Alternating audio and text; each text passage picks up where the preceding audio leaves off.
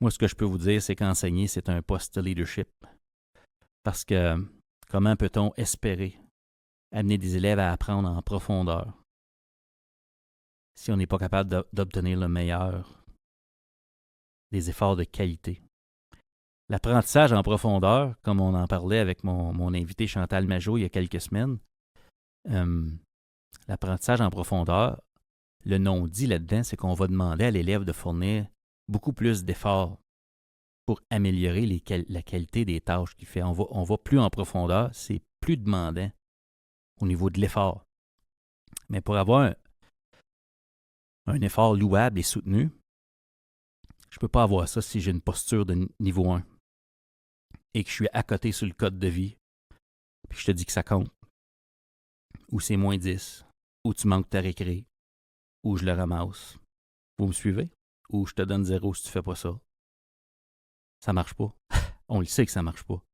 La solution à ça, c'est qu'il faut travailler le leadership. On ne peut pas seulement dire aux gens, écoutez, là, il faut arrêter de faire ces pratiques-là qui ne sont pas efficaces au niveau de la pédagogie pour l'apprentissage des élèves. On ne peut pas juste dire aux gens, arrêtez de faire ça. Mais si j'arrête de faire ça, il faut que je travaille sur quelque chose d'autre.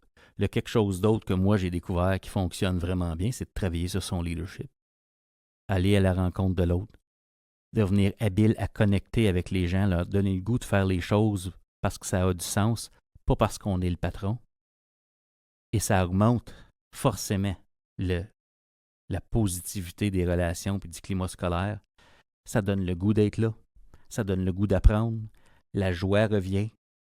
Et là, la rétroaction a tout son sens. Là, c'est invitant de dire non, non, c'est pas le temps de donner des notes. Là, on est en train d'améliorer nos travaux.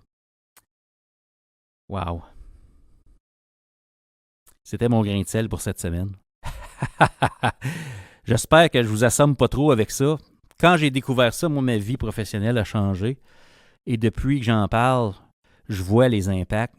Et là, après, c'est ma 8e année, là, cette année, là, tout près, là, comme consultant. Puis, je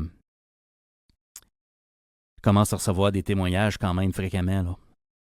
Quand j'arrive à certains endroits, là, ce que ça change, ce que ça ouvre comme opportunité. Des fois, on pense qu'il n'y a rien à faire. C'est pour ça que je dis que tout le monde est un leader, tellement important. Tout le monde est responsable de travailler sur son leadership. Si je deviens une personne attrayante à côtoyer, mais peut-être que les gens vont choisir de me donner accès à là où ils sont réellement rendus. Puis si j'ai accès à ça, ben là, je peux vraiment les aider.